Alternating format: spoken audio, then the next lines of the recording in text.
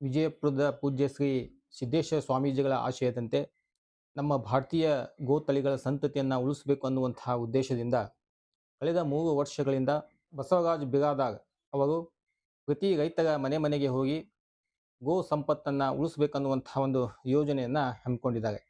ಆ ನಿಮಿತ್ತವಾಗಿ ಇದೇ ತಿಂಗಳು 13ನೇ ತಾರೀಕಿಗೆ 108 ಗ್ರಾಮಗಳ ಜೋಡೆತ್ತಿನ ರೈತರ ಒಂದು ಸಮಾವೇಶವನ್ನು ಹಮ್ಮಿಕೊಂಡಿದ್ದು ಎಲ್ಲ ರೈತರಲ್ಲಿ ಒಂದು ಖುಷಿಯನ್ನು ಮೂಡಿಸಿದೆ. ಆ ನಿಟ್ಟಿನಲ್ಲಿ ಇವತ್ತು ನಮ್ಮ ಸ್ಟುಡಿಯೋಗೆ ಬಂದು ಮುಂದಿನ ದಿನದಲ್ಲಿ ಈ ನಂದಿ ಸೇನೆಯ ಯೋಜನೆಗಳು ಏನು ಅನ್ನುವಂತಹ ಒಂದು ವಿಷಯವನ್ನ ಮಂಡಿಸಲಿಕ್ಕೆ ಬಂದಂತಹ ಶ್ರೀ ಬಸವರಾಜ್ ಬಿರಾದಾರ್ ಅವರಿಗೆ ಸ್ವಾಗತವನ್ನ ಬಯಸ್ತಾ ಇದ್ದೇನೆ. ಸರ್ ನಮಸ್ತೆ. ನಮಸ್ತೆ ನಮಸ್ತೆ ಸರ್, ನೀವು ಏನು ನಂದಿ ಸೇನೆ ಅನ್ನುವಂತಹ ಒಂದು ಸೇನೆಯನ್ನ ಕಟ್ಕೊಂಡು ಇವತ್ತು ವಿಜಯಪುರ ಜಿಲ್ಲೆಯಲ್ಲಿ ರೈತರಲ್ಲಿದ್ದಂತಹ ಒಂದು ಗೋ ಸಂಪತ್ತು ಉಳಿಬೇಕು ಅನ್ನುವಂತಹ ಒಂದು ಯೋಜನೆಯನ್ನ ತಾವು ಹಮ್ಮಿಕೊಂಡಿದ್ದಾರೆ. ಇದು ತಮ್ಮಲ್ಲಿ ತಮ್ಮ ಮನಸ್ಸಿನಲ್ಲಿ ಹೇಗೆ ಬಂತು, ಇದನ್ನ ಮಾಡ್ಬೇಕನ್ನುವಂತಹ ಒಂದು ಕಲ್ಪನೆ ಅದು ಹೇಗೆ ಬಂತು? ಇದಕ್ಕೆ ಮೂಲ ಪ್ರೇರಣೆ ಪೂಜ್ಯ ಶ್ರೀ ಸಿದ್ದೇಶ್ವರ ಅಪ್ಪಾಜಿಯವರು. ಅವ್ರ ಜೊತೆ ಒಂದು ಬಾರಿ ನಾವು 2 ಗಂಟೆ ಸುಮಾರು 2 ಗಂಟೆ ಚರ್ಚೆ ಮಾಡಿದಾಗ ಅವ್ರು ಏನು ನಮ್ಮ ಪ್ರಶ್ನೆ ಕೇಳ್ತಾ ಹೋದ್ರು. ಅವಾಗ ನಮ್ಮ ಒಂದು ಅಲ್ಪ ಮಟ್ಟದ ಏನು ಯೋಜನೆಗಳಿದ್ದು ಇದಕ್ಕೆ ಯಾವುದೇ ಭವಿಷ್ಯ ಇಲ್ಲ ಅನ್ನುವಂಥದ್ದು ನಮಗೆ ತಿಳಿತು. ಅವಾಗ ಇದಕ್ಕೆ ನಾವು ನಮ್ಮ ವಿಚಾರಗಳಿಗೆ ಭವಿಷ್ಯ ಇಲ್ಲ ಅಂದಾಗ ಇನ್ನು ಭವಿಷ್ಯ ಎಲ್ಲಿ ಅದನ್ನು ಹುಡುಕೋದು ಬಂತು. ಹಾಗೆ ಹುಡುಕೋತ ಹೋದಾಗನೇ ನಮಗೆ ತಿಳಿದಿರುವಂತದ್ದು ನಮ್ಮ ಗ್ರಾಮಗಳಲ್ಲಿ ಈ ಒಂದು ನಂದಿ ಸಂಪತ್ತು ಅಂದ್ರೆ ಎತ್ತುಗಳ ಸಂಖ್ಯೆ ಕಡಿಮೆ ಆಗ್ತಾ ಇರೋದು ಅನ್ನುವಂಥದ್ದು. ಅದು ಮೂಲತಃ ಮತ್ತೆ ನಾವು ಅಲ್ಲಿ ಸಿದ್ದೇಶ್ವರಪ್ಪರ ಜನ್ಮಸ್ಥಳವಾದಂತ ಬಿಜ್ರಗಿ ಗ್ರಾಮಕ್ಕೆ ಹೋಗಿ ನೋಡಿದಾಗ ಅಲ್ಲಿ ಕೇವಲ ಒಂದು 16 ಜೊತೆ ಎತ್ತುಗಳಿದ್ದು. ಹಾಗಾಗಿ 16 ಜನನ ಮೊದಲು ಕೂಡಿಸ್ತೇವೆ. ಕೂಡಿಸಿ ಈ ತರ ಇದೆ, ಇದ್ರ ಸಂಖ್ಯೆ ಹೆಚ್ಚಿಗೆ ಆಗ್ಬೇಕಾಗಿದೆ ಅನ್ನೋಂಥದ್ದು ಅವರಿಗೆ ನಾವು ಸ್ವಲ್ಪ ಮನವರಿಕೆ ಮಾಡಿಕೊಟ್ವಿ. ಅವ್ರು ಸಂಘಟಿತರಾದ್ರು. ಮುಂದುವರೆದು ಸುತ್ತಲೂ ಗ್ರಾಮಸ್ಥರನ್ನೆಲ್ಲಾನು ಕೂಡ ಏನ್ ಜೋಡೆತ್ತಿನ ಕೃಷಿಕರಿದ್ದಾರೆ ಸುತ್ತಲೂ ಗ್ರಾಮಗಳಲ್ಲಿ ಅವರನ್ನು ಕೂಡ ಸಂಘಟಿಸಿದೇವಿ. ಸುಮಾರು ಈ ರೀತಿ ಕಾರ್ಯಕ್ರಮಗಳನ್ನ ಮಾಡ್ತಾ ನಾವು ಬಂದು ಮುಂದೆ ಅದ್ರ ಜೊತೆಯಲ್ಲಿ ಇದಕ್ಕೆ ಪೂರಕವಾದಂತ ಏನು ವಿಚಾರಗಳನ್ನ ಪುಸ್ತಕಗಳ ರೂಪದಲ್ಲಿನೂ ಕೂಡ ಹೊರ ತಂದ್ವಿ ನಾವು. ಈಗ ನಾನು ಹೇಳಿದ ಹಾಗೆ ಅದು ಜೈ ನಂದಿ ಜೈ ಜಗತ್ ಅಂತ ಹೇಳಿ ಅದು 10ನೇ ಪುಸ್ತಕ ಆಗಿರುವಂತದ್ದು. ಇದೆಲ್ಲವನ್ನ ಓದಿ ಇದಕ್ಕೆ ಅಧಿಕೃತವಾಗಿ ಮುದ್ರೆಯನ್ನು ಒತ್ತವರು ಅದೇ ಪೂಜ್ಯ ಶ್ರೀ ಸಿದ್ದೇಶ್ವರಪ್ಪ ಅವರ ಸೋದರ ಶ್ರೀ ಸೋಮಲಿಂಗ ಅಜ್ಜನವರು. ಅವರು ಅದೇ ಒಂದು ಬಿಜರ್ಗಿ ಗ್ರಾಮದಲ್ಲಿ ಇರ್ತಾರೆ. ಹಾಗಾಗಿ ಅಲ್ಲಿ ಅವರ ಒಂದು ಮಾರ್ಗದರ್ಶನದಿಂದನೇ ನಾವು ನಂದಿ ಕೂಗು ಅನ್ನುವಂತ ಅಭಿಯಾನವನ್ನ ಪ್ರಾರಂಭ ಮಾಡಿದೇವಿ. ಆ ಒಂದು ಅಭಿಯಾನ ಇವತ್ತು ರಾಜ್ಯಾದ್ಯಂತ ಹೆಸರು ಮಾಡಿದೆ. ಹೌದು, ನಂದಿ ಸಂಪತ್ತನ್ನೇ ನಾವು ಉಳಿಸ್ಬೇಕು ಅನ್ನುವಂತ ಒಂದು ಜಾಗೃತಿ ಈಗಾಗಲೇ ಮೂಡಿರುವಂತದ್ದು. ಇನ್ನು ಮುಂದಿನ ಹಂತದಲ್ಲಿ ನಾವು ಇದು ನಂದಿ ಸೇನೆ ಎನ್ನುವಂಥದ್ದನ್ನ ಕಟ್ಟೋಕೆ ಮೂಲ ಉದ್ದೇಶ ಏನು ಅಂತಂದ್ರೆ, ಇವತ್ತು ರಾಷ್ಟ್ರವನ್ನ ರಕ್ಷಣೆ ಮಾಡಬೇಕಾಗಿತ್ತು ಅಂತಂದ್ರೆ ಸೈನಿಕರ ಅವಶ್ಯಕತೆ ಎಷ್ಟಿದೆಯೋ ಅದರ 1000 ಪಟ್ಟು ನಮ್ಮ ಗ್ರಾಮಗಳ ಜೀವಂತಿಕೆಯನ್ನು ಉಳಿಸಕ್ಕೆ ಈ ಸೈನಿಕರು ನಂದಿ ಸೈನಿಕರ ಅವಶ್ಯಕತೆ ಇದೆ. ಇದು ನಿಮ್ದು ಏನು ರಾಷ್ಟ್ರ ಮಟ್ಟ ಮತ್ತು ರಾಜ್ಯ ಮಟ್ಟ ಸಂಘಟನೆ ಅಥವಾ ಏನು ನಮ್ಮ ಬಿಜಾಪುರ ಜಿಲ್ಲೆಗೆ ಮಾತ್ರ ಸೀಮಿತ ಆಗಿದೆ? ಇದು ರಾಷ್ಟ್ರ ಮಟ್ಟದ ಸಂಘಟನೆ ಸರ್. ಈ ಮೊದಲ ಹಂತದಲ್ಲಿ ನಾವು ಇದನ್ನ ಶ್ರೀಯುತ ಶಶಿಕಾಂತ್ ಗುರುಜಿ ಅವರು ಅಂದ್ರೆ ಕರ್ನಾಟಕ ರಾಜ್ಯ ರೈತ ಸಂಘದ ಗೌರವಾಧ್ಯಕ್ಷರು, ಅವರ ಒಂದು ಸಾನ್ನಿಧ್ಯದಲ್ಲಿ ಇದಕ್ಕೆ ಚಾಲನೆಯನ್ನ ದೊರೆತಿರುವಂತದ್ದು. ಇದು ರಾಷ್ಟ್ರ ಮಟ್ಟದ ಒಂದು ಸಂಘಟನೆ ಆಗಿರುವಂತದ್ದು. ಇದು ಮೊದಲ ಹಂತದಲ್ಲಿ ಏನಾಗ್ತಾ ಇದೆ, ನಾವು ಇಲ್ಲಿ ಜಾಗೃತಿ ಮೂಡಿಸ್ತಾ ಇದರ ವಿಸ್ತಾರ ಹೆಚ್ಚಿಗೆ ಮಾಡ್ಕೋತಾ ಹೋಗ್ಬೇಕು ಅನ್ನೋದು ನಮ್ಮ ಉದ್ದೇಶ ಇರುವಂತದ್ದು. ಇನ್ನೊಂದು ವಿಚಾರ ಹೇಳೋದಾದ್ರೆ, ಈಗ ಏನು ಶಿವಾಲಯಗಳಿದ್ದಾವೋ ಅವೆಲ್ಲವೂ ಕೂಡ ಈ ಒಂದು ನಂದಿ ಸೈನಿಕರನ್ನ ಸಂಘಟಿಸುವಂತ ಕೇಂದ್ರಗಳೇ ಅನ್ನುವಂಥದ್ದು. ಹಾಗಾಗಿ ಇವತ್ತು ನಮ್ಮ ಭಾಗದಲ್ಲಿ ಏನು ಶ್ರೀಶೈಲ ಮಲ್ಲಯ್ಯ ಇದಾನೋ ಆ ಶ್ರೀಶೈಲ ಮಲ್ಲಯ್ಯ ಈ ಭಾಗದಲ್ಲಿರುವಂತ ಎಲ್ಲಾ ಜೋಡೆತ್ತಿನ ಕೃಷಿಕರನ್ನ ಉಳಿಸುವಂತ ಒಂದು ಶಕ್ತಿ ಕೇಂದ್ರ. ಇದು ಗೋವು ಮತ್ತು ನಂದಿ ಇದರಲ್ಲಿ ಏನಾದ್ರು ವ್ಯತ್ಯಾಸ ಇದೆನಾ? ಸರಿ ನೋಡಿ, ಇಲ್ಲೇ ಬಹಳ ಜನಕ್ಕೆ ಕನ್ಫ್ಯೂಸ್ ಆಗಿರುವಂತದ್ದು. ಬಹಳ ಜನ ಮತ್ತೆ ಸಮಸ್ಯೆ ಆಗ್ತಾ ಇರೋದು ಅದೇ, ನಾವು ಗೋ ಅಂದೇನೆ ನಾವು ಗೋವನ್ನು ಕಳ್ಕೊಂಡಿದೀವಿ ಅಂತ. ನಾವು ನಂದಿ ಅಂದ್ಕೊಂಡಿದ್ದೇವೆ ಅಂತಂದ್ರೆ ಈ ಕಡೆ ಎತ್ತುಗಳು ಉಳಿತಿದ್ದು, ಗೋ ಉಳಿತಿದ್ದು. ಇವತ್ತ ಯಾವ ಗ್ರಾಮಗಳಲ್ಲಿ ಅತಿ ಹೆಚ್ಚು ಜೋಡೆತ್ತಿನ ಕೃಷಿಕರ ಸಂಖ್ಯೆ ಇದೆಯೋ ಅಲ್ಲೇನೆ ಗೋವುಗಳಿದಾವ್, ಅದು ಮತ್ತೆ ದೇಶಿ ಗೋವುಗಳಿದಾವ್. ಹಾಗಾಗಿ ಇವತ್ತು ಕೇವಲ ನಾವು ಗೋವು ಅಂತಂದೇವ್ ಅಂತಂದ್ರೆ ಅವ್ರು ಎಲ್ಲಿ ನೋಡ್ತಾರೆ ಅಂದ್ರೆ ಕೆಚ್ಚಲ ನೋಡ್ತಾರೆ. ಕೆಚ್ಚಲ ಯಾವಾಗ ದೊಡ್ಡದವು ವಿದೇಶಿ, ಅವಾಗನೇ ಜರ್ಸಿ ಎಚ್ಚೆಪ್ಗಳು ತಂದು ಅವು ಪ್ರೋತ್ಸಾಹ ಕೊಟ್ಟು ಸಾಕಕತ್ತಿದ್ವಿ. ಅಲ್ಲ, ಗೋವು ಉಳಿದನೇ ನಂದಿ ಉಳಿಯತ್ತ. ಹಾಗಾಗಿ ಇಲ್ಲಿ ನಾನು ನಿಮಗೆ ಪ್ರಾಕ್ಟಿಕಲ್ ಆಗಿ ಇದನ್ನ ಹೇಳೋದಾದ್ರೆ ಸರ್ ಅಂತಂದ್ರೆ ಮುಖ್ಯವಾಗಿ ಅಲ್ಲಿ ಏನಾಗ್ತದೆ ಬೈಕ್ಗಳು ಯಾವ ರೀತಿ ಇದಾವೆ ಅನ್ನೋದು ಬಹಳ ಮುಖ್ಯ ಆಗ್ತದೆ. ಒಂದು ಹಾಲು ಅನ್ನುವಂಥದ್ದು ನೋಡ್ತಾನೆ, ಗೋವು ಅಂತ ಬಂತು ಅಂತ. ಇದು ನಂದಿ ಅನ್ನುವಂಥದ್ದು ಬಂತು ಅಂತ ತಿಳ್ಕೊರಿ, ಇದು ಕಾಯಕ ಉಳುಮೆ ಅನ್ನುವಂಥದ್ದು ಬರ್ತದೆ. ಹಾಗೆ ಇದು ಉಳುಮೆಗೆ ಬೇಕಾದಂತ ಒಂದ್ಲೇ ನಂದಿ ನಮಗ್ ಬೇಕಾಯ್ತು, ಎತ್ಕೊಳ್ಬೇಕಾಗಿತ್ತು ಅಂತಂದ್ರೆ ಒಳ್ಳೆ ಆಕಳ ಕಟ್ಟಬೇಕು ಅವ್ನು. ಇದೇ ಒಂದ್ 20-30 ವರ್ಷಗಳ ಹಿಂದ್ಗಡೆ ಮತ್ತ ಒಳ್ಳೆಯ ಆಕಳಂದು ಸಹಿತ ದೇಶೀಯ ಆಕಳಗಳಿಂದ ಮಾತ್ರ ನಂದಿಯನ್ನ ನಾವು ಪಡಿಬಹುದು. ಖಂಡಿತ ಸರ್. ಅದು ಇಷ್ಟೆಲ್ಲಾ ವರ್ಷ 20 ವರ್ಷ ಆಯ್ತು, ಅನೇಕ ಹಳ್ಳಿಗಳಲ್ಲಿ ಇವತ್ತು ಏನಾಗಿದಾವೆ ಜರ್ಸಿ ಹೆಚ್ಚಿಗೆ ಆಗಿದಾವೆ, ಆದ್ರೆ ಅವಕ್ಕೂ ಉಳುಮೆ ಬಳಸ್ತಾ ಇಲ್ಲ. ಬಳಸಂಗಿಲ್ಲ. ತತ್ವ ಎದ್ರ ಮೇಲೆ ನಿಂತದ ಇದು ನಂದಿ ಸಂಪತ್ತು ಉಳಿಯುದು ಅಂತಂದ್ರೆ ಈ 4 ಕಾಲಿನ ಬಸವಣ್ಣನ ಮೇಲೆ ನಿಂತಿರೋದು. ಅವ ಉಳಿದ ಅಂತಂದ್ರೆ ಆ ಭಾಗಕ್ಕೆ ಏನೆಲ್ಲ ಅವಶ್ಯಕತೆ ಇದೆ ಅಲ್ಲ, ಅದೇ ನಂದಿ ಸಂಪತ್ತು ಉಳಿತದೆ. ಅಂದ್ರೆ ಈಗ ಮಲೆನಾಡು ಗಿಡ್ಡ, ಆ ಗಿಡ್ಡ ತಳಿಗಳು ಇಲ್ಲಿ ನಾವು ಉಳುಮೆ ಬಳಕೆ ಮಾಡಕ್ ಸಾಧ್ಯತೆ ಇಲ್ಲ. ಹಾಗಾಗಿ ಇಲ್ಲಿ ಏನಾಗುತ್ತೆ, ಮೂಲತಃ ನಾವ್ ಏನಾದ್ರು ನಂದಿ ಅಂತ ಹೋಗ್ಬಿಟ್ವಿ ಅಂತಂದ್ರೆ ಆಯಾ ಭಾಗಕ್ಕೆ ಯಾವ ಸೂಕ್ತದ ಅವೇ ಬಂದ್ಬಿಡ್ತಾವ. ಯಾವ್ದು ಅವಶ್ಯಕತೆ ಇಲ್ಲೋ ತಾನಾಗೆ ದೂರ ಆಗ್ತದೆ. ಹಾಗಾಗಿ ನಾವು ಇನ್ನೊಂದಿಗೆ ದೂಷಣೆ ಮಾಡೋದು ಬದಲು ಏನ್ ಅವಶ್ಯಕತೆ ಅದ ಆ ವಿಚಾರವನ್ನ ನಾವು ತೀವ್ರಗತಿಯಲ್ಲಿ ಮುನ್ನೆಲೆ ತರಬೇಕು ಅನ್ನುವಂತ ವಿಚಾರದೊಂದಿಗೆ ಇದು ನಂದಿ ಸೇನೆ ಅನ್ನುವಂತ. ಈಗ ಒಟ್ಟಿನಲ್ಲಿ ನಿಮ್ದು ನೋಡಿದ್ರೆ ನಂದಿ ಸೇನೆ ಅಂತಂದ್ರೆ ಈ ಒಂದು ಕೃಷಿಯನ್ನ ಮಾಡುವಂತಹ ಸಂದರ್ಭದಲ್ಲಿ ನಂದಿಯನ್ನ ನಾವು ಸಾಮಾನ್ಯವಾಗಿ ಉಪಯೋಗಿಸ್ತೇವೆ, ಅದು ಅಷ್ಟೇ. ಹೌದಲ್ಲ? ಮತ್ತೆ ಇಂಥ ಒಂದು ಆಧುನಿಕ ಕಾಲದಲ್ಲಿ ಯಾವಾಗಲೂ ಸಹಿತ ರೈತ ವೇಗವಾಗಿ ಕೆಲಸ ಆಗ್ಬೇಕು ಅನ್ನುವಂಥ ಒಂದು ಸಂದರ್ಭದಲ್ಲಿ ನಂದಿಯನ್ನ ಉಪಯೋಗ ಮಾಡಿದ ಕೆಲಸ ನಮ್ಮ ಆರ್ಥಿಕ ಮತ್ತಿಷ್ಟು ಕುಂಠಿತ ಆಗತ್ತೆ. ಈ ಅಕಸ್ಮಾತ್ ಟ್ರ್ಯಾಕ್ಟರ್ ಮತ್ತು ಇನ್ನಿತರ ಯಂತ್ರೋಪಕರಣ ಉಪಯೋಗ ಮಾಡಿದ್ರೆ ಬೇಗ ನಾವು ನಮ್ಮ ಅಭಿವೃದ್ಧಿಯನ್ನ ಹೊಂದಬಹುದು ಅನ್ನುವಂಥ ಒಂದು ಮಾತು ಇದೆ, ಸತ್ಯ ಅನ್ಸಲ್ಲ? ಈಗ 20 ವರ್ಷನೇ ಇಟ್ಕೊಳ್ಳೋಣ, ಅದಕ್ಕಿಂತ ಹಿಂದಿನ ಭಾಗ ಬಿಡೋಣ ಸರ್. ಈಗ 20 ವರ್ಷದಲ್ಲಿ ಏನಾದವು ಅಂತಂದ್ರೆ ಎಷ್ಟು ಈ ಜೋಡೆತ್ತಿನ ಕೃಷಿ ನಾಶ ಆಗ್ತಾ ಹೋಯ್ತು. ಪ್ರತಿ ಗ್ರಾಮಗಳಲ್ಲಿನೂ ಕೂಡ 2-3 ಹಾಸ್ಪಿಟ್ಲ್ ಆಗತ್ತಾವ. ಯಾಕದು ಅಂತಂದ್ರೆ ಮನುಷ್ಯ ರೋಗಿಷ್ಟ ಆಗಕ್ ಶುರು ಮಾಡ್ದ ಅಂತ. ಇದೆರಡಕ್ಕೂ ಸಂಬಂಧ ಅದ. ಹಾಗಾಗಿ ಇವತ್ತು ಅವು ಹೋದು ಅಂತಂದ್ರೆ ನಮ್ಮ ನರಕ. ಹೇಗೆ ನೀವು ಜೋಡೆತ್ತಿನ ಕೃಷಿಗೂ ಮತ್ತು ಆರೋಗ್ಯಕ್ಕೂ ಸಂಬಂಧ ಅಂತ ಹೇಳ್ತೇವೆ? ಅಂದ್ರೆ ಏನಾಗುತ್ತೆ, ಅದರಿಂದ ಉಳುಮೆ ಮಾಡೋದ್ರಿಂದ ಏನಾಗುತ್ತೆ, ಮಣ್ಣು ಫಲವತ್ತಾಗಿರ್ತದೆ ಸರ್. ಅದು ಸಾವಯವ ಅಂಶ ನಾವು ಭೂಮಿಯಲ್ಲಿ ಹೆಚ್ಚಿಗೆ ಇಟ್ಕೊಳ್ಬಹುದು. ಅದೇ ಟ್ರ್ಯಾಕ್ಟರ್ ಉಳುಮೆ ಮಾಡಿದೀವಿ ಅಂತಂದ್ರೆ ಅದೇನಾಗ್ತದೆ, ಬಂಡೆ ಆದಂಗ ಆಗ್ಬಿಡ್ತದೆ ಜಮೀನು. ಬಂಡೆ ಆಯ್ತು ಅಂತಂದ್ರೆ ಸಾವಯವ ಅಂಶ ಅದು ನಾಶ ಆಗ್ಬಿಡ್ತದೆ.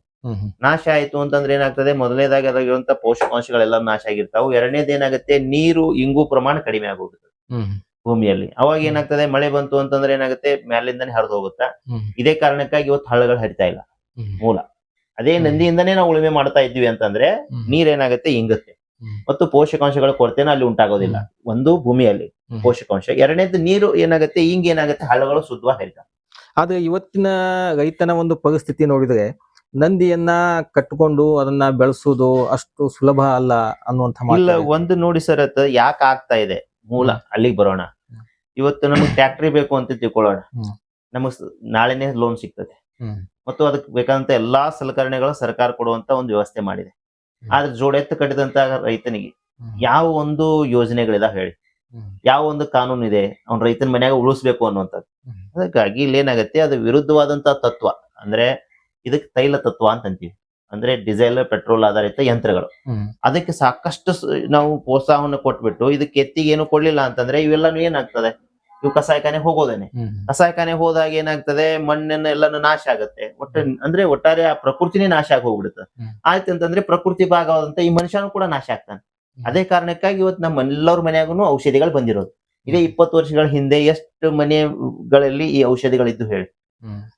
ಅಂದ್ರೆ 90% ಜನ ಎಲ್ಲರೂ ಆರೋಗ್ಯಯುತವಾಗಿದ್ರು. ಇವತ್ತು 90% ಜನ ಎಲ್ಲ ರೋಗಿಷ್ಠರಾಗಿದ್ದಾರೆ.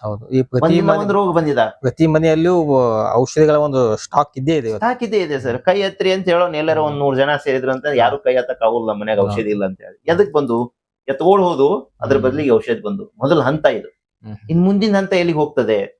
ಇವತ್ತು ನಾವೇ ಔಷಧಿ ಸೇವಿಸಿ ಬದುಕಬೇಕು ಅನ್ನುವಂತ ಬಂದ್ರೆ ನಮ್ಮ ಮಕ್ಕಳ ಪರಿಸ್ಥಿತಿ ಏನಾಗ್ತದೆ? ನೀವು ಇದು ಈ ನಂದಿ ಸೇನೆಯಿಂದ ಯಾವ ರೀತಿ ಈ ಒಂದು ಜಾಗೃತಿಯನ್ನ ಮಾಡಕತ್ತೀವಿ ಇವತ್ತು? ಹಾಗಾಗಿ ಇಲ್ಲಿ ಏನಾಗುತ್ತೆ ಸರ್, ಒಟ್ಟಾರೆಯಾಗಿ ನಾವು ಯಾರಿಗೂ ಕೂಡ ಜೋಡೆತ್ತಿ ಕಟ್ಟ್ರಿ ಅಂತ ಹೇಳೋದಿಲ್ಲ. ಕಟ್ಟಿದಂತ ರೈತರಿಗೆ ಪೂರಕವಾದಂತ ಕಾನೂನು ಯೋಜನೆಗಳು ಬೇಕು ಅನ್ನುವಂಥದ್ರ ಬಗ್ಗೆ ನಾವು ಅರಿವನ್ನ ಮೂಡಿಸ್ತಾ ಇರುವಂತದ್ದು.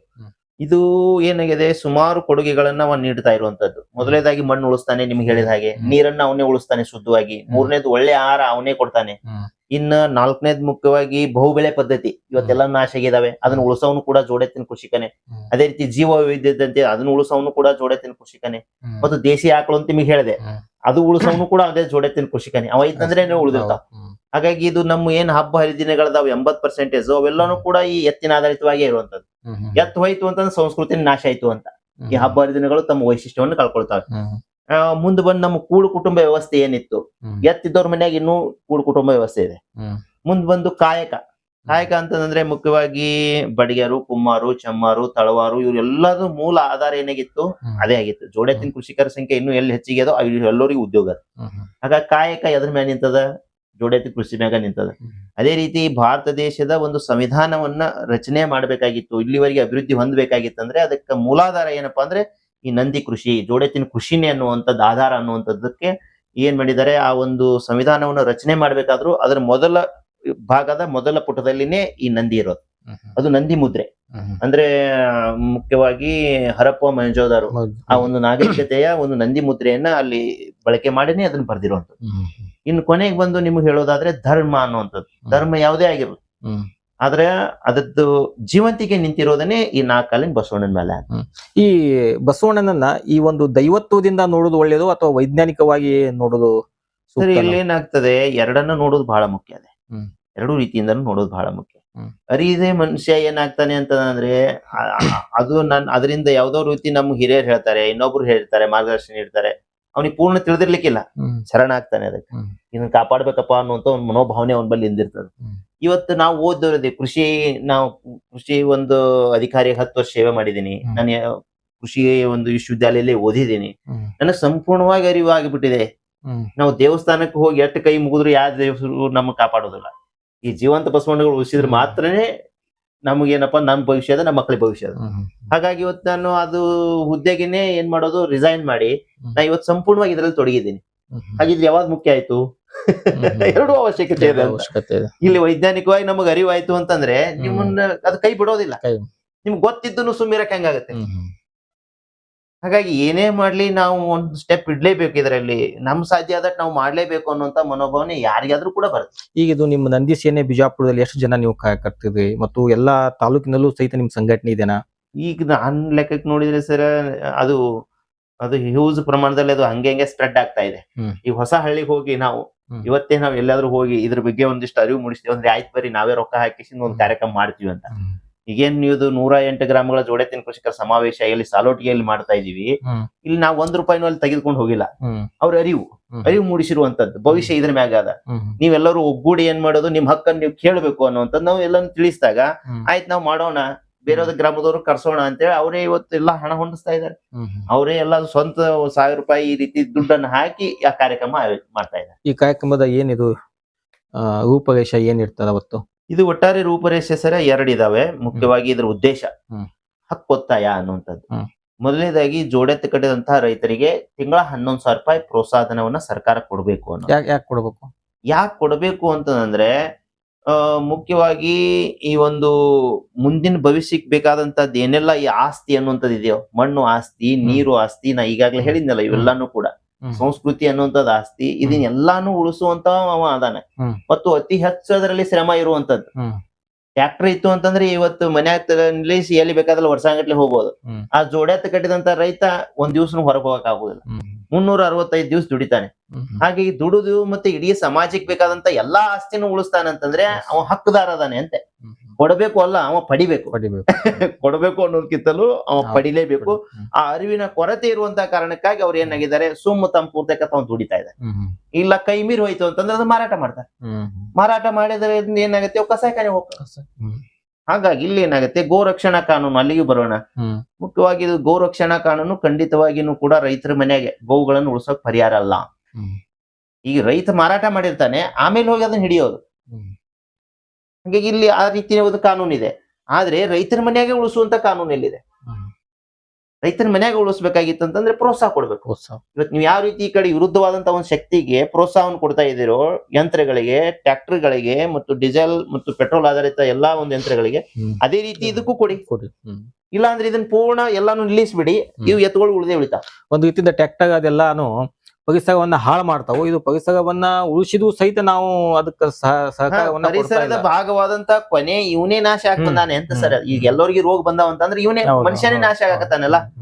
ಹಾಗಾಗಿ ಇದು ಒಬ್ಬರ ಸಮಸ್ಯೆನಾ? ಯಾರೆಲ್ಲ ಆಹಾರ ಸೇವನೆ ಮಾಡ್ತಾ ಇದ್ರು ಅವ್ರು ಎಲ್ಲರ ಸಮಸ್ಯೆ ಅಂತ ಇದು ಎಲ್ಲರಿಗೂ. ಹಾಗಾಗಿ ಎಲ್ಲರ ಪಾತ್ರನೂ ಕೂಡ ಇದರಲ್ಲಿ ಇದೆ ಅನ್ನುವಂಥದ್ದನ್ನೇ ನಾವು ತಿಳಿಸ್ತಾ ಇರುವಂತದ್ದು. ಇಲ್ಲಿ ನಾವು ಯಾರನ್ನೇ ದೂಷಣೆ ಮಾಡೋದು, ದ್ವೇಷ ಮಾಡೋದು ಇದಕ್ಕೆ ಖಂಡಿತವಾಗಿನೂ ಕೂಡ ಪರಿಹಾರ ಅಲ್ಲ. ಹಾಗಾಗಿ ಇದು ಏನಾಗುತ್ತೆ, ಇದು ಅರಿವಿನ ಕೊರತೆಯಿಂದ ನಾವು ಒಬ್ಬರ ಮ್ಯಾಗ ಒಬ್ಬರು ದೂಷಣೆ ಮಾಡ್ತಾ ಇದೀವಿ, ಇವ್ರು ಹೀಗೆ ಹಾಗೆ ಅನ್ನುವಂಥದ್ದನ್ನ ಅದನ್ನೆಲ್ಲಾನು ನಾವು ಹೋಗ್ಲಾಡಿಸಿ ಒಗ್ಗೂಡಿ ಇದಕ್ಕೆ ಪರಿಹಾರ ಕಂಡುಕೊಳ್ಳೋಣ. ಪಕ್ಷಾತೀತವಾಗಿ ಇದನ್ನ ಏನ್ ಮಾಡೋಣ, 11,000 ರೂಪಾಯಿ ಕೊಡ್ಬೇಕು ಅನ್ನುವಂತ ನಿರ್ಧಾರಕ್ಕೆ ನಾವು ಬರೋಣ ನಮ್ ಗ್ರಾಮಗಳಲ್ಲಿ. ಮತ್ತು ಇನ್ನೊಂದು ಎರಡನೇದು ಮುಖ್ಯವಾದಂತಹ ಹಕ್ಕೊತ್ತಾಯ ಏನು ಅಂತಂದ್ರೆ 10% ಬಜೆಟ್ ಅನ್ನ ಈ ಒಂದು ಬಸವ ತತ್ವದ ಪುನರುತ್ಥಾನಕ್ಕಾಗಿ ಇಡಬೇಕು ಅನ್ನುವಂಥದ್ದು. ನಾವ್ ಇದನ್ನ ಹೇಳೋದು ಬಸವ ತತ್ವ ಅಂತ. ಇನ್ನೊಂದು ತೈಲ ತತ್ವ ಅಂದ್ರೆ ತೈಲ ಆಧಾರಿತ ಯಂತ್ರಗಳನ್ನ ಉಪಯೋಗಿಸ್ಕೊಂಡು ಇದರ ಈ ರೀತಿಯ ಒಂದು ಅಭಿವೃದ್ಧಿ ಹೊಳ್ಳಿ ನಾಶ ಆಗೋದು, ಇದು ತೈಲ ತತ್ವ. ಇನ್ನೊಂದು ಬಸವ ತತ್ವ ಅಂತಂದ್ರೆ ನಂದಿ ಶಕ್ತಿಯಿಂದನೇ ನಾವೇನ್ ಮಾಡೋದು, ಅಭಿವೃದ್ಧಿ ಹೊಂದಿ ಶಿವಾಲಯವನ್ನು ನಿರ್ಮಾಣ ಮಾಡ್ಕೊಳ್ಳೋದು. ಇತಿಹಾಸದಲ್ಲಿ ನಾವು 6 ರಿಂದ 12ನೇ ಶತಮಾನದಲ್ಲಿ ಸುಮಾರು ಶಿವಾಲಯಗಳನ್ನ ಈ ದೇಶದಲ್ಲಿ ನಿರ್ಮಾಣ ಮಾಡಿದ್ರು. ಎದರಿಂದ ಮಾಡಿದ್ರು ಅಂತಂದ್ರೆ ಆ ನಂದಿ ಶಕ್ತಿಯಿಂದ ಬೆಳೆದು ಬಂದಂತ ಒಂದು ಸಂಸ್ಕೃತಿ ಹೊಸನ್ನ ಹೇಳ್ತಾ ಇರೋದು.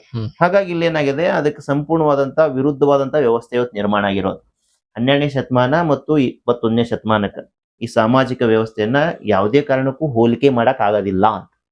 ಅವಾಗ ನಂದಿ ಶಕ್ತಿಯಿಂದ ಅದು ಏನಾಗಿತ್ತು, ಸಮಾಜ ಬೆಳೆದಿತ್ತು, ಅಲ್ಲಿ ದೈವಿಕ ಶಕ್ತಿಯಲ್ಲಿ ವೃದ್ಧಿ ಆಗಿಬಿಟ್ಟಿತ್ತು. ಇವತ್ತು 21ನೇ ಶತಮಾನದಲ್ಲಿ ಅವೆಲ್ಲಾನು ನಾಶ ಮಾಡ್ಕೊಂಡು ಇವತ್ತು ತೈಲ ಶಕ್ತಿಯಿಂದ ನಾವು ಬೆಳೆದಿದ್ದೀವಿ. ಈ ಒಂದು ಕಾರ್ಯಕ್ರಮಕ್ಕೆ ಯಾವ್ಯಾವ ಪೂಜ್ಯ ಶ್ರೀಗಳು ಬರ್ತಾ ಇದ್ದಾರೆ? ಈ ಒಂದು ಕಾರ್ಯಕ್ರಮಕ್ಕೆ ಮುಖ್ಯವಾಗಿ ಕೂಡಲ ಸಂಗಮ ಪೀಠದ ಅಂದ್ರೆ ಪಂಚಮಶಾಲೆ ಜಗದ್ಗುರುಗಳು ಬಸವ ಜಯ ಮೃತ್ಯುಂಜಯ ಸ್ವಾಮೀಜಿಗಳು ಬರ್ತಾ ಇದ್ದಾರೆ. ಅದೇ ರೀತಿ ಜ್ಞಾನ ಯೋಗಾಶ್ರಮದ ಶ್ರೀ ಬಸವಲಿಂಗ ಸ್ವಾಮೀಜಿ ಅವರು ಬರ್ತಾ ಇದ್ದಾರೆ. ಅದೇ ರೀತಿ ಸಿಂದಗಿಯ ಸಾರಂಗ್ ಮಠದ ಪೂಜ್ಯರು ಬರ್ತಾ ಇದ್ದಾರೆ. ಮತ್ತು ಬೋರ್ಣಾಪುರ ಅಮ್ಮೋರ್ ಬರ್ತಾ ಇದ್ದಾರೆ. ಮತ್ತು ಅದೇ ಒಂದು ಸಾಲೋಟಗಿ ಗ್ರಾಮದ ಪೂಜ್ಯರಾದಂತಹ ಶ್ರೀ ಸಂಗಮೇಶ್ವರ ಸ್ವಾಮೀಜಿಗಳು ಈ ಒಂದು ಸಾನ್ನಿಧ್ಯವನ್ನು ವಹಿಸಿ ಇದು ಕಾರ್ಯಕ್ರಮ. ಇವತ್ತಿನ ವ್ಯವಸ್ಥೆ ನೋಡಿದ್ರೆ ನಮ್ಮ ಸಮಾಜದಲ್ಲಿ ಗೋಶಾಲೆಗಳ ಒಂದು ಅವಶ್ಯಕತೆ ಇದೆ ಅಂತ ಅನ್ಸತ್ತ ತಮ್ಗ? ಈಗ ಏನಾಗತ್ತೆ, ಯಾವ್ದಾದ್ರು ಒಂದು ಅದ್ರ ಸಂತತಿ ಉಳ್ಸಾಕ ಒಂದು ಪ್ರಯತ್ನ ನಡೀತಾ ಇದೆ ಅಲ್ಲ, ಅದಕ್ಕೆ ನಾವು ಸಂತುಷ್ಟ ಆಗ್ಬೇಕು ಮೊದಲನೇದಾಗಿ. ಓಕೆ, ಹಾಗಾಗಿ ಅಲ್ಲಿ ತಿರಸ್ಕಾರ ಯಾವುದೇ ಕಾರಣಕ್ಕೂ ಪರಿಹಾರ ಅಲ್ಲ. ಅವು ಎಷ್ಟೋ ಕೊಡುಗೆಯನ್ನು ನೀಡಿದಾವೆ. ಇವತ್ತು ಕನೇರಿ ಮಠದ್ದು ಒಂದು ಗೋಶಾಲೆ, ಅದರಿಂದ ಎಷ್ಟೆಲ್ಲಾ ವಸ್ತುಗಳನ್ನ ತಯಾರಿ ಮಾಡಕ್ ಸಾಧ್ಯತೆ ಐತಲ್ಲ. ಇದೇ ರೀತಿ ಸುಮಾರು ಗೋಶಾಲೆಗಳು ಇದನ್ನ ಮಾಡಿದಾವೆ. ಆದ್ರೆ ಇಲ್ಲಿ ಏನಾಗತ್ತೆ, ಕೇವಲ ಗೋಶಾಲೆ ಮೇಲೆನೆ ನಾವು ಉಳಿಸ್ತೀವಿ, ಖಂಡಿತ ಸಾಧ್ಯತೆ ಇಲ್ಲ. ಅದು ಖಂಡಿತ ಪರಿಹಾರ ಅಲ್ವೇ ಅಲ್ಲ. ಇವತ್ತು ಗೋಶಾಲೆಗಳು ಕೂಡ ಸೆಲ್ಫ್ ಸಫಿಶಿಯನ್ಸಿ ಆಗ್ಬೇಕಾಗಿತ್ತು. ಅಂದ್ರೆ ಅದು ಸ್ವಾವಲಂಬಿಯಾಗಿ ಅವು ಮುಂದುವರಿಬೇಕಾಗಿತ್ತು ಅಂತಂದ್ರೆ ಮುಖ್ಯವಾಗಿ ಈ ಎತ್ತಿನ ಬೆಲೆ ಜಾಸ್ತಿ ಆಗುತ್ತೆ. ಒಂದು ಹೋರಿ ಹುಟ್ಟಿತು ಅಂತಂದ್ರೆ ಅದು ಲಕ್ಷಾಂತರ ರೂಪಾಯಿ ಬೆಳೆ ಬಾಳಬಹುದು. ಅಂದಾಗ ಏನಾಗ್ತವೆ, ಈ ಒಂದು ನಮ್ಮ ಗೋಶಾಲೆಗಳು ಕೂಡ ಸಸ್ಟೇನ್ ಆಗ್ತವೆ ಅನ್ನೋದು. ಹಾಗಾಗಿ ಅದಕ್ಕೂ ಪೂರಕವಾಗಿರುವಂತದ್ದು ಇದು ವ್ಯವಸ್ಥೆ. ಗೋವುಗಳು ರೈತನ ಮನೆಯಲ್ಲಿ ಇರುವುದು ಒಳ್ಳೆಯದು ಅಥವಾ ಗೋಶಾಲೆಯಲ್ಲಿ ಇರುವುದು ಒಳ್ಳೆಯದು? ಸರ್, ಎರಡೂ ಅವಶ್ಯಕತೆ ಇದೆ. ಓಕೆ, ಇವತ್ತು ನಾವು ಮನೆಯಲ್ಲಿ ಎಲ್ಲ ಅದಕ್ಕೆ ಸಂಬಂಧಪಟ್ಟಂತ ಇವತ್ತು 100 ರಿಂದ 200 ವಿವಿಧ ರೀತಿಯ ಆರೋಗ್ಯವರ್ಧಕಗಳನ್ನು ಇವತ್ತು ತಯಾರಿ ಮಾಡ್ತಾ ಇದ್ದಾರೆ. ಹಾಗಿದ್ರೆ ಇವೆಲ್ಲಾನು ಮನ್ಯಾಗ ತಯಾರ ಮಾಡಕ್ ಸಾಧ್ಯತೆ ಪ್ರತಿಯೊಬ್ಬರು ಮನ್ಯಾಗ ಇಲ್ಲ. ಅದೇ ನಾವು ಗೋಶಾಲೆ ಅಂತೇಳಿ ಮಾಡ್ಕೊಂಡು ಅಲ್ಲೇನಾಗುತ್ತೆ, ಹೆಚ್ಚಿಗೆ ಒಂದು ಸೆಗಣಿ ಹೊಂದುತ್ತದೆ ಮತ್ತು ಗಂಜಲ ಬರ್ತದೆ. ಅದನ್ನು ಉಪಯೋಗ ತಗೊಂಡು ಏನ್ ಮಾಡೋದು, ಒಂದು ಉದ್ಯಮೆಯನ್ನು ಪ್ರಾರಂಭ ಮಾಡ್ಬೋದು. ಓಕೆ, ಹಾಗಾಗಿ ಅದೇ ರೀತಿ ಒಂದು ವ್ಯವಸ್ಥೆ ಅವು ಆಗ್ಬೇಕು. ಅದಕ್ಕೂ ಕೂಡ ಪ್ರೋತ್ಸಾಹ ಕೊಡ್ಬೇಕು ಆ ನಿಟ್ಟಿನಲ್ಲಿ. ಮುಂದೆ ಇನ್ನೊಂದ್ ಏನಪ್ಪಾ ಅಂದ್ರೆ, ಜೋಡೆತ್ ಕಟ್ಟಿದಂತ ರೈತಗೆ ಇಲ್ಲಿನೂ ಪ್ರೋತ್ಸಾಹ ಕೊಡ್ಬೇಕು. ಈ ರೀತಿ ರೈತನೂ ಉಳಿತಾನೆ, ಅವನಿಗೆ ಲಾಭ, ಈ ಕಡೆ ಗೋಶಾಲೆಗಳಿಗೆ ಲಾಭ. ನಾ ಹೇಳೋದು ಕ್ಲಿಯರ್ ಅದ ಸರ್. ಹಾಗಾಗಿ ಇಲ್ಲಿ ಏನಾಗುತ್ತೆ, ಬಿಡಾಡಿ ದನಗಳು ಗುರ್ತಿಸಿ ಅವ್ರನ್ನ ಹೋಗಿ ಗೋಶಾಲೆ ಇಡೋದು ಖಂಡಿತ ಇದು ಪರಿಹಾರ ಅಲ್ವೇ ಅಲ್ಲ. ಅದು ಗೋಶಾಲೆ ಯಾರು ನಿರ್ವಹಿಸ್ತಾರೆ ಅವ್ರಿಗೂ ಕೂಡ ಹೊರೆ. ಅವ್ರು ಏನ್ ಮಾಡ್ಬೇಕಾಗತ್ತೆ, ಪ್ರತಿ ಹಂತಕ್ಕೂ ಕೂಡ ಹಣ ಬೇಕು ಅಂತ ಎಲ್ಲಿ ಬೇಕಾದಲ್ಲಿ ಕೇಳ್ಬೇಕಾದಂತ ಪರಿಸ್ಥಿತಿ ಇವತ್ತು ಅನೇಕ ಗೋಶಾಲೆಗಳು ಹಂಗ ಆಗ್ತಾ ಇದಾವೆ. ಅಂತಂದ್ರೆ ಅದು ಆಗ್ಬಾರ್ದು ಅಂತಂದ್ರೆ ಅದು ಉದ್ಯಮಿ ಆಗಬೇಕು, ಸ್ವಾವಲಂಬಿಯಾಗಿನೇ ಬೆಳಿಬೇಕು. ಯಾವಾಗ ಸ್ವಾವಲಂಬಿಯಾಗಿ ಬೆಳೀತದೆ ಅಂತಂದ್ರೆ, ಯಾವಾಗ ಈ ಎತ್ತಿಗೆ ದೊಡ್ಡದಂತ ಬೆಲೆ ಬರ್ತದೆ, ಅವಾಗನೇ ಸ್ವಾವಲಂಬಿ. ಹಾಗಾಗಿ ಇಲ್ಲೇನಾಗ್ತದೆ, ನಮ್ದು ಗ್ರಾಮಗಳು 20 ವರ್ಷ ಹಿಂದೆ ಗ್ರಾಮನೇ ಸ್ವಾವಲಂಬಿ ಆಗಿದ್ದು. ಇವತ್ತು ಪ್ರತಿಯೊಂದಕ್ಕೂ ಪ್ರಾವಲಂಬಿ ಆಗ್ಬಿಟ್ಟಿದ್ವಿ ನಾವು.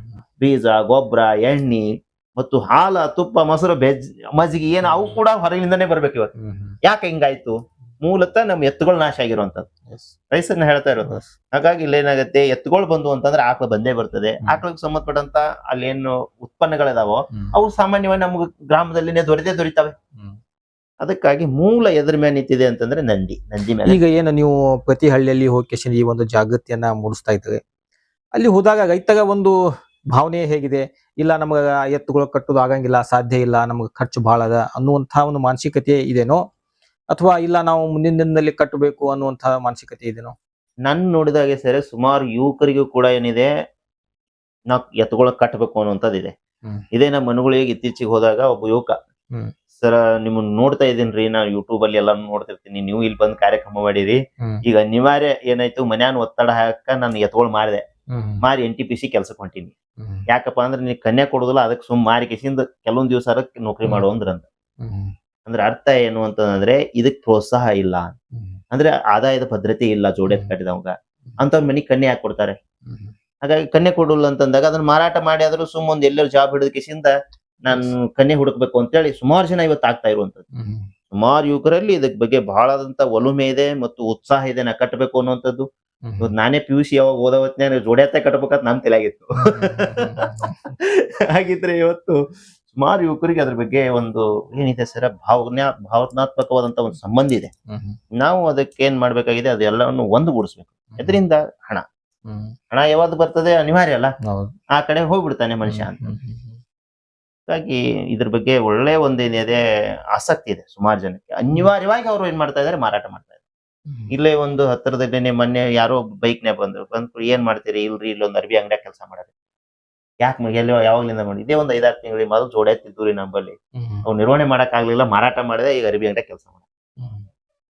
ಯಾಕಾಗವಲ್ದು ಅಂತಂದ್ರೆ ಆ ವಿರುದ್ಧವಾದಂತ ಶಕ್ತಿ ಸಾಕಷ್ಟು ನಾವು ಪ್ರೋತ್ಸಾಹ ಕೊಟ್ಟು ಇದಕ್ಕೆ ಏನು ಇಲ್ಲಾರ್ದಂಗ್ ಮಾಡ್ಬಿಡತ್ತೀವಿ. ಮುಂದಿನ ದಿನದಲ್ಲಿ ನಿಮ್ಮ ನಂದಿ ಸೇನೆಯ ಯೋಜನೆಗಳು ಏನೇನು? ಒಟ್ಟಾರೆಯಾಗಿ ಇದ್ರದ್ದು ಉದ್ದೇಶ ಏನಂತಂದ್ರೆ, ನಾವು ರಾಜ್ಯಾದ್ಯಂತ ಪ್ರತಿಯೊಬ್ಬ ಕೃಷಿಕರನ್ನು ಎಚ್ಚರಿಸೋದು, ನಿನ್ ಹಕ್ಕಿದೆ, ನೀನ್ ಕೇಳಬೇಕಾದಂತದ್ದು, ಮತ್ತು ಅದನ್ನ ಕೇಳುವಂತೆ ನಿಮ್ಮನ್ನ ತಯಾರಿ ಮಾಡೋದು ಅದೇ ಧರ್ಮ ಅನ್ನುವಂಥದ್ದು ಇದು ನಮ್ಮ ಸಿದ್ದೇಶ್ವರಪ್ಪ ಹೇಳ್ಕೊಟ್ಟಾರೆ. ಹಾಗಾಗಿ ಮೊದಲನೇ ಹಂತದಲ್ಲಿ ನಾವು ಉತ್ತರ ಕರ್ನಾಟಕದಲ್ಲಿ ಸಿದ್ದೇಶ್ವರಪ್ಪರ ಆಧಾರಿತವಾಗಿ ನಾವು ಪ್ರತಿ ಗ್ರಾಮಗಳಲ್ಲಿನೂ ಇದನ್ನ ವ್ಯವಸ್ಥಿತವಾದಂತ ಸಂಘಟನೆಯನ್ನ ನಾವು ರೂಪಿಸೋದಿದೆ. ಹಾಗಾಗಿ ಅನೇಕ ಪೂಜ್ಯರು ಕೂಡ ಇವತ್ತೇನಾಗಿದ್ದಾರೆ, ಇದಕ್ಕೆ ದೊಡ್ಡದಾದಂತ ಶಕ್ತಿಯಾಗಿ ಇದಕ್ಕೆ ಹಿನ್ನೆಲೆಯಾಗಿ ನಿಂತಿದ್ದಾರೆ. ಕನ್ನೇರಿಯಪ್ಪ ಅವರಾಗಿರ್ಬೋದು, ಈಗ ಬರುವಂತ ಪೂಜ್ಯ ಜಯಮೃತ್ಯುಂಜಯ ಸ್ವಾಮೀಜಿ ಅವರಾಗಿರ್ಬೋದು.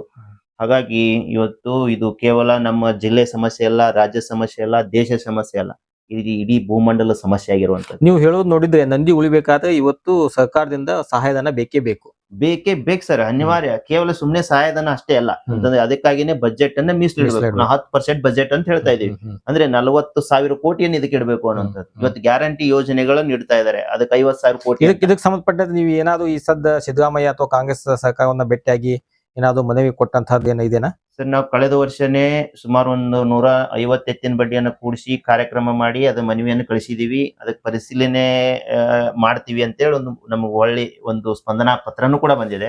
ಆದ್ರೆ ಮರಳಿ ಒಂದು ಹೋದ ವರ್ಷದ ಬಜೆಟ್ ಅಲ್ಲಿನೂ ಕೂಡ ಅದನ್ನ ಇನ್ಕ್ಲೂಡ್ ಮಾಡ್ಕೊಂಡಿಲ್ಲ. ಅಲ್ಲಿ ಒಬ್ರು ಡಾಕ್ಟರ್ ಚಂದ್ರಶೇಖರ್ ಬಿರಾದಾರ್ ಅಂತೇಳಿ ಅಂತಾರಾಷ್ಟ್ರೀಯ ವಿಜ್ಞಾನಿಗಳು, 50 ವರ್ಷ ವಿದೇಶದಲ್ಲಿ ಅವ್ರು ಕೆಲಸ ಮಾಡಿದವರಿದ್ದಾರೆ. ಅವ್ರು ಅಲ್ಲಿ ಪ್ರಯತ್ನ ಮಾಡ್ತಾ ಇದ್ದಾರೆ, ಆದ್ರೂ ಅವ್ರಿಗೆ ಮನ್ನಣೆ ಸಿಗ್ತಾ ಇಲ್ಲ. ಯಾಕೆ ಸಿಗ್ತಾ ಇಲ್ಲ ಅಂತಂದ್ರೆ ಈ ಕೆಳ ಹಂತದಲ್ಲಿ ಬೇಡಿಕೆ ಬೇಕಲ್ಲ. ಓಕೆ, ಬೇಡಿಕೆ ಬೇಕು, ಮತ್ತು ಅದ್ರ ಜೊತೆಯಲ್ಲಿ ಯಾರು ಇದಕ್ಕೆ ಪೂರಕ ಯೋಜನೆ ತರ್ತಾರೋ ಅವ್ರಿಗೆ ನಾ ಮತ ನೀಡ್ತೀನೋರು ಬೇಕು. ಪಾಪ ಸುಮ್ನೆ ಅವ್ರಿಗೆ ಏನೋ ಹೇಳಿದ್ದಾರೆ ಬಿಟ್ಟು ನಾನು ಮತನೇ ಯಾವ್ದಕ್ಕೂ ನೀಡಿದೀನಿ, ನನ್ಗೆ ಇಂತ ಯೋಜನೆ ತುಂಬಾ ಇಷ್ಟು ರೊಕ್ಕ ನನಗಾಗಿಡು ಅಂತಂದ್ರೆ ಅಂದ್ರೆ ಬಿಜೆಪಿಗೆ ನಾವು ಕೇಳಬೇಕು ಅನ್ನುವಂತ ನಿಮ್ ದಾಟಿನ ಸರ್? ಬಿಜೆಪಿ ಪ್ರಶ್ನೆ ಅಲ್ಲ ನಾನು ಹೇಳ್ತಾ ಇರೋದು, ಅರಿವಿನ ಪ್ರಶ್ನೆ ಇರುವಂತದ್ದು. ಓಕೆ, ನಾಯಕರು ಕೂಡ ಅರಿವಿನಿಂದ ಇದಕ್ಕೆ ಸ್ಪಂದಿಸಬೇಕಾಗಿದೆ, ಮತ್ತು ಮತದಾರರು ಕೂಡ ಏನಾಗಿದೆ ಅರಿವಿನಿಂದ ಸ್ಪಂದನೆ ಮಾಡ್ಬೇಕಾಗಿದೆ. ಇವತ್ತು ನಮ್ ಜಗಲಿ ಮ್ಯಾಗನೆ ಏನ್ ಮಾಡಿದೀವಿ, 4 ಕಾಲಿನ ಬಸವಣ್ಣ ಇಟ್ಟು ಪೂಜೆ ಮಾಡ್ತೀವಿ, ಬಸವಣ್ಣ ಅಂತಂತೀವಿ, ಹೌದಾ? ಅದೇ ಒಂದು ಮತ, ಅದೇ ಬಸವಣ್ಣಗಾಗಿ ಮತ ನೀಡ್ರಿ ಅಂತ ಯಾರು ನೋಡುದಿಲ್ಲ. ಮತ್ತೆ ಯಾವ ಬಸವಣ್ಣ ನಮ್ಮನ್ನ ಕಾಪಾಡೋಣ? ಬಸವಣ್ಣ ನೋಡಿ ಯಾರಿಗೆ ನೀಡ್ಬೇಕು ಮತ?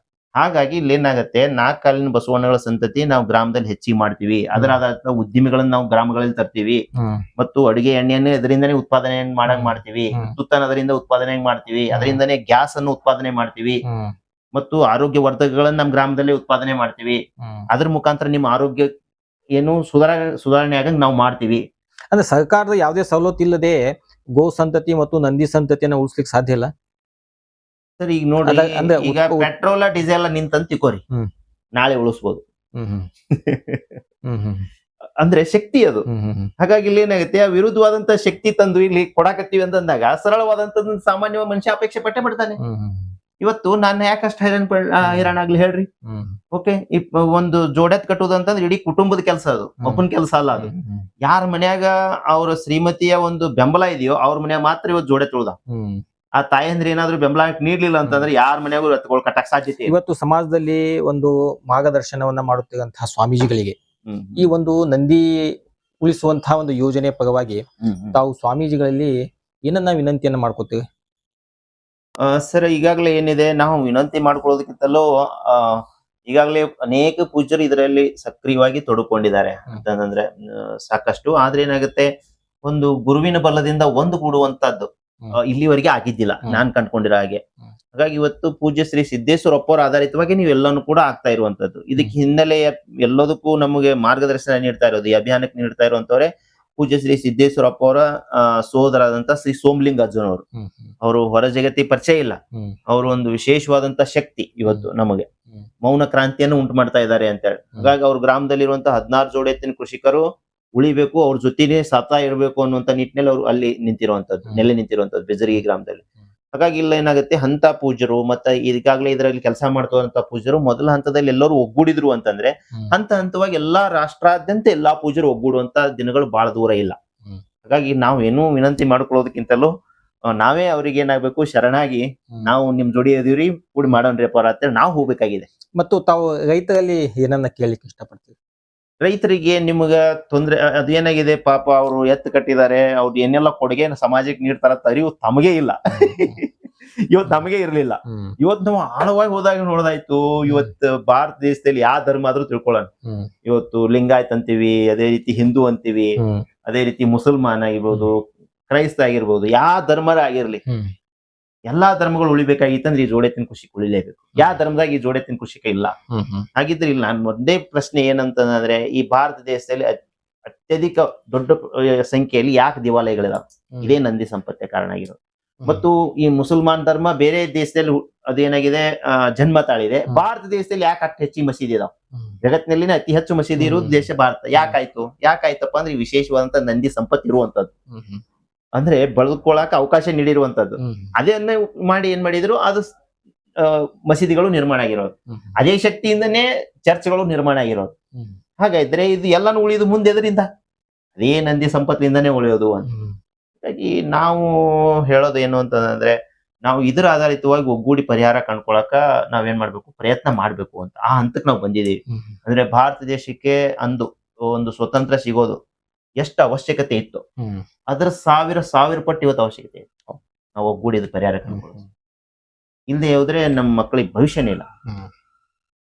ಎಸ್, ಇಷ್ಟೊತ್ತಿನ ತನಕ ನಮ್ಮ ಸ್ಟುಡಿಯೋಗೆ ಬಂದು ಈ ನಂದಿಯ ಒಂದು ಮಹತ್ವ ಮತ್ತು ಮುಂದಿನ ದಿನದಲ್ಲಿ ಈ ನಂದಿ ಸೇನೆ ಯಾವೆಲ್ಲ ಕೆಲಸಗಳನ್ನ ಮಾಡಿ ಈ ಗೋ ಸಂಪತ್ತನ್ನ ಉಳಿಸುತ್ತೆ ಅನ್ನುವಂತಹ ವಿಷಯವನ್ನ ನಮ್ಮ ಜೊತೆ ಹಂಚಿಕೊಂಡಂತಹ ಶ್ರೀ ಬಸವರಾಜ್ ಬಿರಾದಾರ್ ಅವರಿಗೆ ವಂದನೆಗಳನ್ನ ಸಲ್ಲಿಸ್ತಾ ಇದ್ದೇನೆ. ನಮಸ್ತೆ.